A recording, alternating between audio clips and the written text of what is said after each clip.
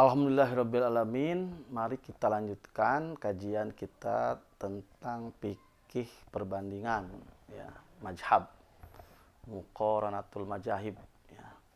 Sebelumnya kita membahas tentang konsep ijtihad. Jadi kita berbicara fikih, perbedaan fikih atau mazhab itu terlepas dari konsep ijtihad. Konsekuensi dari adanya perintah untuk berjihad di kalangan para ilmu, para ulama, para mujtahid. Yang kedua, kajian tentang apa itu ikhtilaf. Ya, kajian tentang ikhtilaf, perbedaan pendapat dalam hukum Islam ini sudah mu'tabaroh, dikenal. Ya, bahwa karakteristik fikih itu di situ ada perbedaan. Ya. Ikhtilaf itu dari kata khalafa yakhlifu khilafan. Ya, secara bahasa artinya adidu, sesuatu yang berlawanan. Atau mukhtalif, sesuatu yang bertentangan ya. Itu pengertian ikhtilaf menurut lughah secara bahasa. Dalam ayat-ayat Quran banyak menyebutkan kata ikhtilaf ya, yang intinya adalah berselisih pendapat, bertentangan ya. Secara istilah, ikhtilaf artinya berlainan pendapat antara dua orang atau beberapa orang terhadap satu objek atau terhadap masalah tertentu. Kenapa terjadi berlainan?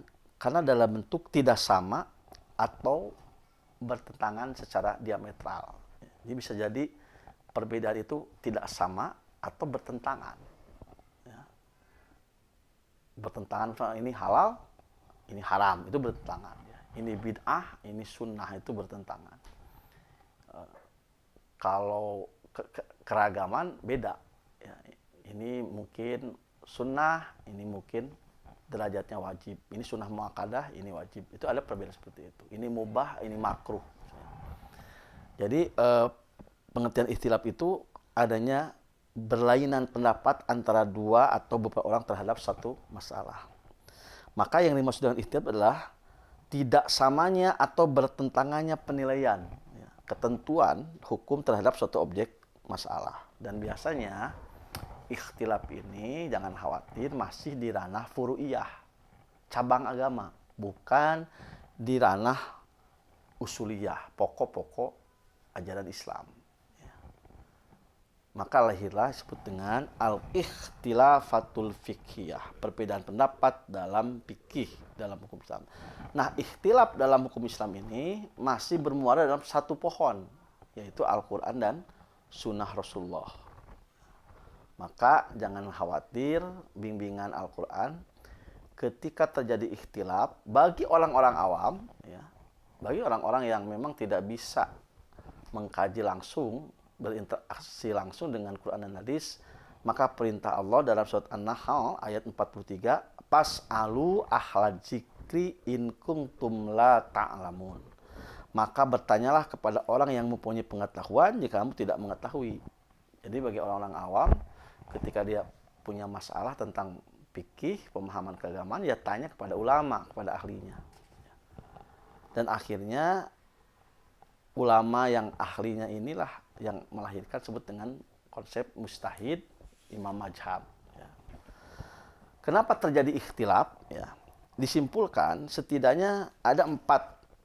Ya, kalau kita mengutip dari Syekh Muhammad Al-Madani ya, dalam bukunya Asbabul Ikhtilaful Fuqaha, Syekh Muhammad Al-Madani menyimpulkan kenapa terjadi perbedaan pendapat di kalangan para ahli fikih ada 4 poin.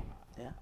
Yang pertama, karena pemahaman terhadap nas, perbedaan pemahaman, mafhumun nusus, ya, memahami nas Al-Quran dan Sunnah Rasulullah. Yang kedua, faktor sebab-sebab khusus terkait Sunnah Rasulullah. Kita ketahui bahwa ayat-ayat Al-Quran itu kan kebanyakan global ya, sementara rinciannya itu adanya dalam Sunnah. Nah, terjadinya perbedaan fikih pendapat itu karena memang interaksi terhadap sunnah berbeda. Tadi saya sudah jelaskan sebelumnya, yang menurut ini sahih, yang menurut ini tidak. Yang menurut ini nasih, ini mansuh. Yang ulama A bahwa dalil ini posisinya lemah, ya, tidak bisa dengan hujah, ini pun bisa. Menurut ulama A, matan hadis ini bertentangan dengan Al-Quran, ini enggak. Ya. Jadi bisa jadi perbedaan fikih itu karena memang mensikapi sunnahnya beda, penilaiannya, pemahamannya beda. Yang ketiga, kenapa terjadi perbedaan fikih di kalangan para ulama? Karena berbedanya penggunaan kaidah-kaidah usuliyah dan kaidah-kaidah fikih. Kita ketahui alat untuk menyimpulkan hukum itu ada dalam sebuah ilmu namanya kaidah usul fikih atau usul fikih dan kaidah fikih. Bisa jadi perbedaan ikhtilaf itu karena berbeda dalam menggunakan kaidah usul. Misalkan dalam kasus isbal, ya. Larangan isbal ada yang mengharamkan secara mutlak, ada yang menganggap bahwa haramnya itu ada muqayyad, ya. Kenapa? Karena beda kaidah. Kalau ini hamlul mutlak alal muqayyad, kalau ini tidak menggunakan kaidah hamlul mutlak alal muqayyad. Gitu. Jadi berbeda kaidah, beda pendapat. Ya, jadi umat Islam ini satu akidah. Tapi karena beda kaidah, fikih, kaidah usulnya tidak. Ulama ini tidak mau menggunakan istihsan. Ini menggunakan istihsan. Ulama ini tidak mau menggunakan kias, ini menggunakan kias, gitu ya. Maka terjadilah perbedaan pendapat. Yang keempat, kenapa terjadi perbedaan fikih? Sebab-sebab yang khusus mengenai penggunaan dari dalil di luar Quran dan Sunnah. Ya, dalam ilmu usul fikih, sumber tas itu ada dua. Ada yang muttafaq alaih, yang disepakati oleh imam mazhab yang 4 dan umumnya ulama. Pertama Al-Quran, Sunnah, ijma, qiyas.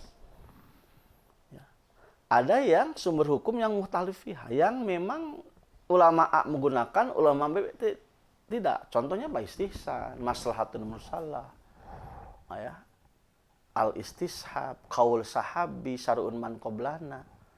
Jadi terjadinya perbedaan fikih karena memang sikap di luar Quran dan Sunnah, dalil-dalil tertentu yang memang berbeda sikap. Kalau ulama A memakai pendekatan al-adatu muhakamah, kalau ini enggak misalkannya. Nah, ini terjadilah perbedaan pendapat seperti itu. Nah, lebih rincinya contoh perbedaan faktor pemahaman, mafhumun nas, ya, memahami nas. Karena kita ketahui kaidah-kaidah lugawiyah itu sangat penting dalam memahami ayat Quran dan Sunnah, gitu ya. Kalimat salah satu kuru misalkan, apakah 3 kali kuru ini 3 kali head atau 3 kali bersih? Nah, itu juga jadi perbedaan, ya, memahami. Wa amsahu biru usikum, ketika wudu kita harus mengusap kepala. Nah, ukuran kepala itu apakah sehelai, apakah setengah, apa seluruh? Kalau Imam Malik mengatakan bahwa kepala itu harus seluruh. Kalau Imam Syafi'i sehelai pun sudah termasuk kepala. Itu kan juga perbedaan fikih karena memahami nas, gitu ya. Yang kedua, sebab-sebab khusus mengenai sunnah Rasulullah. Nah, ini terkait perbedaan dalam penerimaan hadis. Apakah hadis ini usul sampai atau tidak kepada Rasulullah, ya, sahih atau tidak, ya. Yang kedua, perbedaan dalam menilai periwayatan hadis, ya. Yang ketiga, perbedaan mengenai kedudukan sahsiah Rasulullah. Karena Rasulullah itu ketika melakukan sabdanya atau perbuatannya atau tanya, kapasitas beliau sebagai apa? Apakah sebagai Rasul, sebagai hakim, sebagai mufti, atau sebagai manusia biasa? Ya. Misalkan Rasulullah makan dengan 3 jari, ya, itu apakah kapasitas beliau sebagai manusia biasa atau berdampak hukum? Makanya ada ulama yang membagi 2, ada sunnah itu tasri'nya, ada sunnah yang berdampak hukum, ada goer tasri'nya. Ada yang tidak berdampak hukum. Ya. Ada yang menseleksi hadis itu sangat ketat. Dulu misalkan Abu Hanifah tidak mau menerima hadis kecuali hadis mutawatir dan hadis masyhur. Kalau hadis ahad agak ketat, gitu ya. Ada yang tidak mau menggunakan hadis ahad dalam urusan akidah. Karena akidah itu harus dalil yang kuat, qot'i, pasti. Kalau ahad, maka itu mesti don.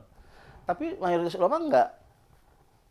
Hadis ahad pun bisa diaplikasikan dalam urusan akidah. Ini, tapi sekali lagi terjadi ikhtilaf di situ. Ketiga, tadi perbedaan karena kedudukan mengenai kaidah usuliyah dan kaidah fikih. Ya. Kita ketahui bahwa mazhab Hanafi punya kaidah seperti ini, Maliki seperti ini, jadi wajar adanya perbedaan. Imam Ahmad mensikapi kias itu sangat ketat. Dia menggunakan kias ketika darurat. Beda dengan Abu Hanifah, sangat leluasa menggunakan kias dan istihsan. Imam Syafi'i tidak mau menggunakan istihsan karena istihsan itu cenderung dengan hawa nafsu, ya, spekulatif.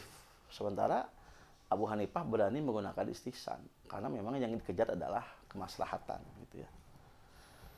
Nah, dan terakhir tadi perbedaan penggunaan dari di luar Quran dan Sunnah, ya. Ini juga terjadi sehingga terjadilah perbedaan di kalangan para ulama, ya. Mungkin yang terakhir, apa hikmah adanya ikhtilaf? Tentu ada hikmahnya, ya. Syekh Al-Bayununi menyebutkan dalam kitabnya Dirasatu fil Ikhtilafatil Fiqhiyah bahwa keragaman pendapat dalam berbagai furu sebenarnya merupakan buah yang bermacam-macam dari sebatang pohon, yaitu kitab Allah dan sunnah Rasulullah. Dan hikmah terbesar dari adanya perbedaan ini adalah supaya pertama para ulama, para ahli ilmu bersemangat untuk menggali dan belajar, ya.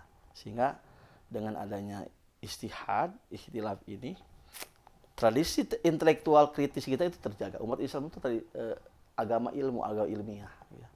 Tidak pernah khawatir dengan adanya perbedaan, selama itu perbedaan yang disahkan, dibolehkan, gitu ya. Sehingga dengan ikhtilaf ini bisa mengasah otak, memberi kesempatan untuk berpikir, ada kebebasan untuk berpikir, ya. Dan kita ketahui bahwa kenapa terjadinya ikhtilaf? Karena memang tabiat, sesuatu yang lumrah. Faktor tabiat agama itu sendiri, karena agama itu ada yang halal yang jelas, yang haramnya jelas, tapi ada yang maskut anhu, yang oleh nas didiamkan. Di sini wilayah istihad. Karena tabiat bahasa, karena Al-Quran itu bahasa Arab, di situ ada tabiat, karakter, terjadi perbedaan. Yang ketiga adalah tabiat manusia sendiri. Tidak semua orang pikirannya sama, kapasitas intelektual sama, dan tergantung kepada lingkungan. Kenapa Abu Hanifah sebut Ahlur Ra'i, madrasah fikih yang sangat rasional? Karena lingkungannya. Beliau hidup di kota metropolitan yang bersentuhan dengan peradaban luar. Kenapa Imam Malik sebut Ahlul Hadis? Karena lingkungannya masih di kota Rasulullah, terjaga sunnah Nabi, banyak hadis-hadis ditemukan. Sehingga ketika menghukumi, lebih cukup dengan hadis yang ada.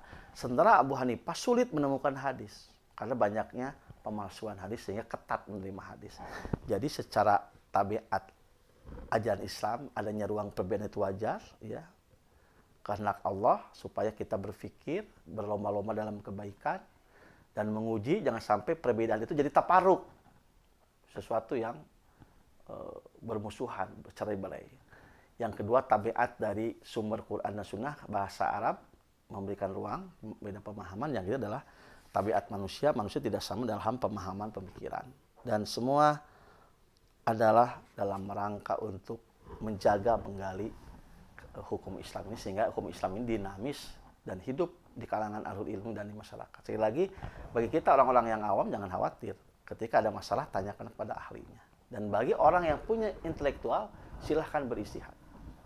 Karena yang namanya istihad itu tidak pernah tertutup, selalu terbuka sepanjang zaman. Itu saja sebagai pengantar kajian tentang ikhtilaf fikih. Mudah-mudahan ada manfaatnya. Sekian, wassalamualaikum warahmatullahi wabarakatuh.